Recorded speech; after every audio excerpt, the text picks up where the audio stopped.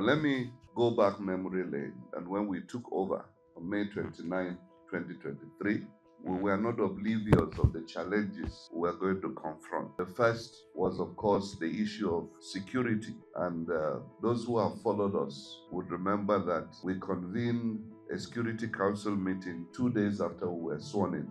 And to our chagrin, we found that none had been held for close to a year. And so we immediately swung into action, trying to appraise the security situation and see how we can remotivate the security agents. It's unfortunate that the security challenge has not abated as we had hoped. But one thing we have done is that sometimes it's difficult for people to appreciate what government has done when these killings continue. But I want you to know that if we hadn't done the much we had done with the intelligence at our disposal, by now Plateau State would be a different place. There are so many details we cannot unveil, but I'm glad to tell you that we brought Operation Rainbow back to the frontier of security operation. And some of you would hear there are people who are complaining about the operations of Operation Rainbow. And I believe that if Operation Rainbow was not functioning, they will not complain against it.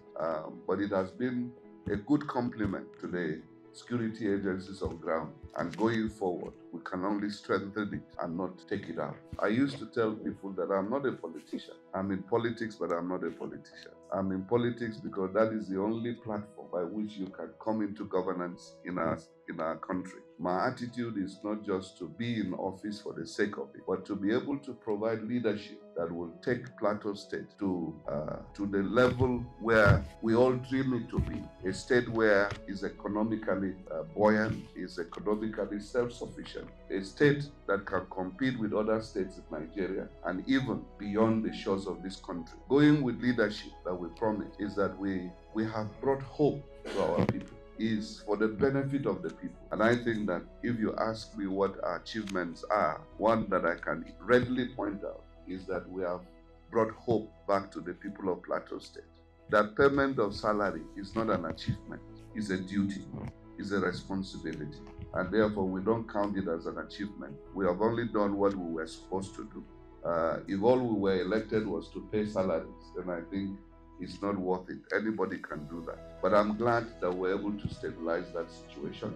And I'm also glad that when the issue of new minimum wage came on board, we are among the states that was able to start the implementation of the new minimum wage.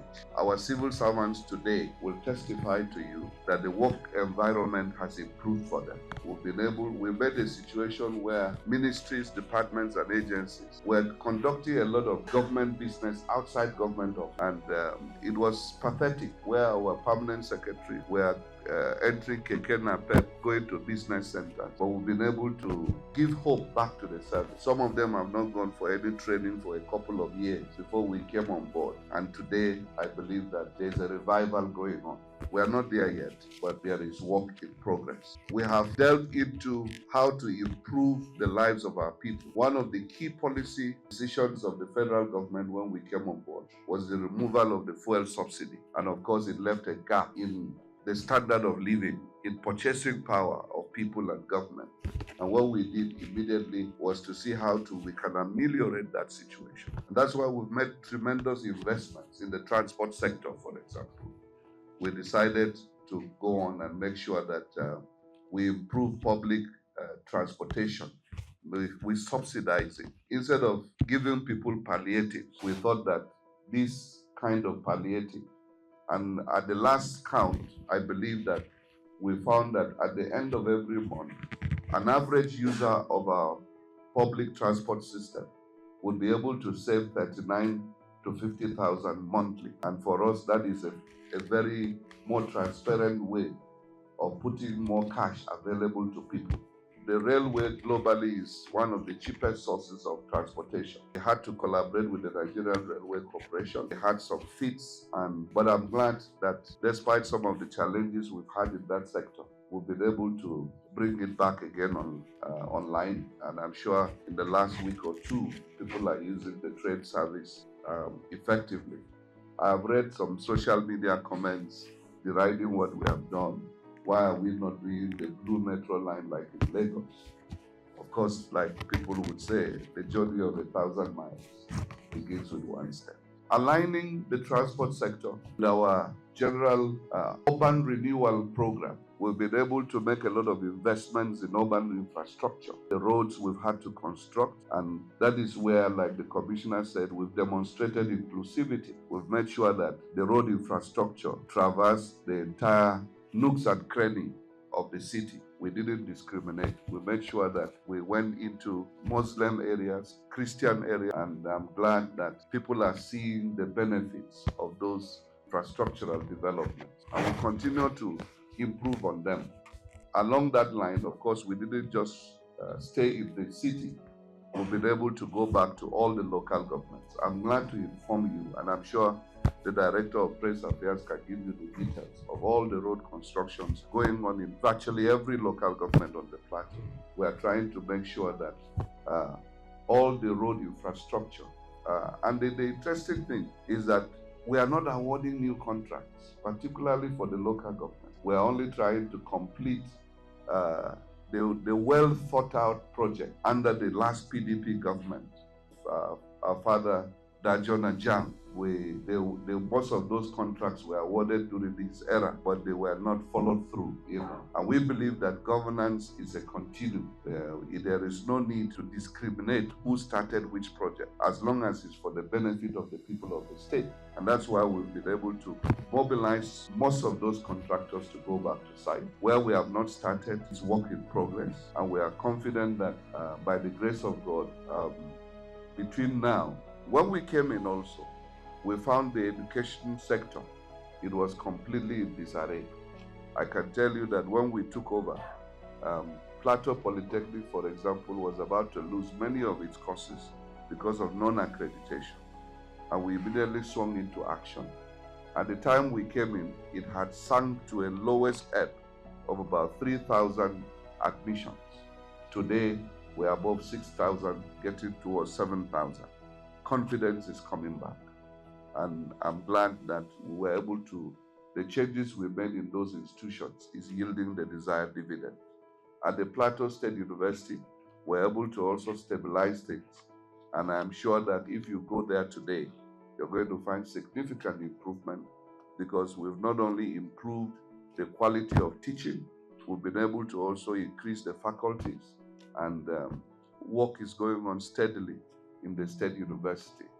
At the College of Education, Gindri, we've also made quite some giant strides, one of which was to get the approval of the National Universities Commission to start about 17 degree programs at the College of Education, in addition to strengthening what was already on ground. And so we are making progress. But we didn't just stop there. We've been able to go down to look at the secondary level. We're looking at also at the basic education level. And one of the things we're doing is to be able to put round pegs in round holes and make sure that the system is functioning the way it should be. And we are beginning to lay emphasis on continuing education, particularly for our personnel in the education sector, so that they can continuously improve themselves. In the health sector, we came in also, and it was a situation we found that was rather despondent, and we swung into action immediately, dealing with it from the primary health care, which is the foundation, and to the tertiary institution, which is the Plateau Specialist Hospital. And I'm glad when we celebrated the 2 years anniversary, some of you went with us on a tour of the Plateau State Specialist Hospital, where a lot of improvement has been done. Projects that were started during the Jiang administration, were able to complete them, commission them.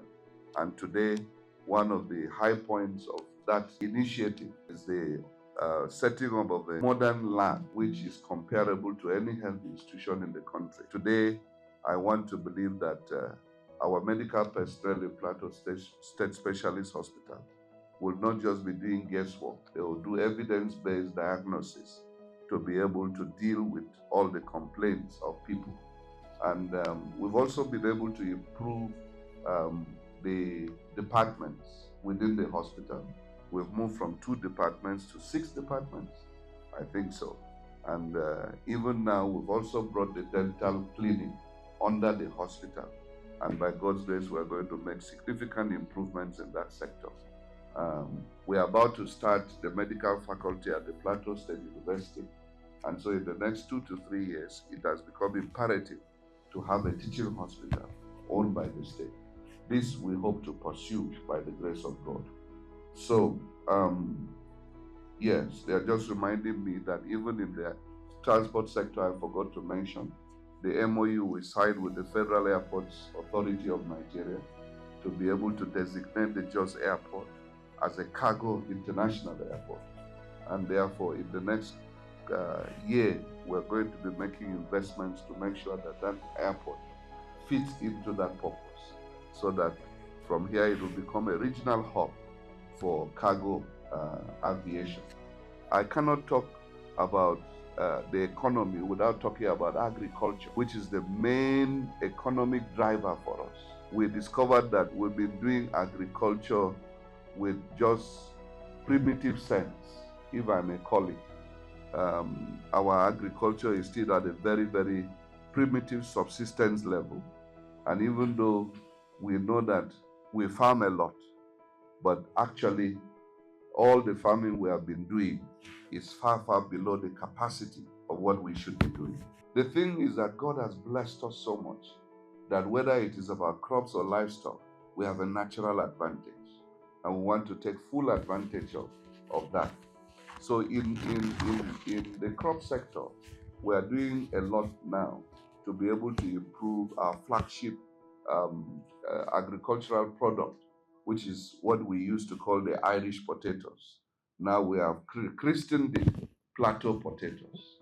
And we are making sure that in the next 2 years we've given to ourselves, we're going to develop such capacity that will dominate that particular sector and make sure that we raise it to international standard. We are also going on to look at the livestock sector. We haven't created that ministry, and the federal government also created a similar ministry. We are collaborating. And let me put to rest the speculation about Ruga and all of those type of stuff. What we're going to be doing is not Ruga. We're going to be building ranching. Now, let me tell you, there's a lot of emotion about this that is generated by ignorance. The traditional cows that we have been having can only give you 2.5 liters of milk per day. But the Frisian species of cattle that Babajang imported, yes, he imported those cows, I think it was in 2012, thereabout. They can give you 20 liters a day. So do we continue to fight over 2.5 liters, or do we progress to 20 liters? You know, it doesn't make sense. Why we are, and the beauty of it, you can actually keep a male and female in your house if you have the space, and you will be milking that cow on a daily basis. And even if you sell a liter of milk for 1,000 and you're able to milk 20 liters, how much is that? 20,000 daily times 30. Are you seeing the potential? And so this is the direction to go, because one of the cardinal things we're pursuing, revival of the Jos Abattoir. You know, many of us know abattoir only because there is a street there, but you have never seen the abattoir. So there's a lot we will do in agriculture. One of the reasons I came late this morning, because I was meeting with the stakeholders in the coffee sector. And better believe it, the Plateau coffee is going to hit the international market very soon. You know, there's going to be a coffee festival in Jos here, and we are collaborating and encouraging them to be able to take it to the next level. I know many people farmed coffee about 10, 15 years ago. There was no market. They gave up. Good news, market is waiting for us. Another critical economic driver ultimately for us is the mining sector. But this is a sector that is it's giving us a challenge. I must be honest with you. There's a lot that is going wrong in that sector. And that was why I signed the executive order early this year to suspend mining activity. But unfortunately, people misunderstood it. And it wasn't meant to deprive our people from the economy. And sometimes when you're eating crumbs and it's coming regularly, you think as if you actually have good food. You know, what our people can benefit from that sector is far more than what they are getting now. And that's why we said, look, let's reorganize the sector. But you know, this is very emotive. And so we are still looking at how to reach out to our people to understand what we want to do, and that is for their benefit.